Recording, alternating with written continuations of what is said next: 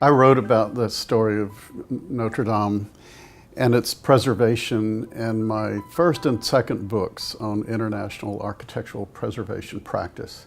In fact, this topic of France figures large in the history of architectural preservation throughout the world. On walking into Notre Dame for the first time, I was actually 16 years old, and every subsequent trip, it affected me like it was intended to affect the visitor, which is looking up and saying, wow. We learn a lot about procedure and best practices around the world, and this will stand forever as an example of a disaster affecting a venerable monument, and also will eventually serve as an example of restoration technique and smart theory, smart planning, public participation in the preservation process and the like. We're really talking about a universal heritage here when you're talking about sites like Notre Dame. So, like millions of others, I hurt for the place, but I also, as a building doctor who's seen a lot of restoration all over the world, I have no doubt it can be restored.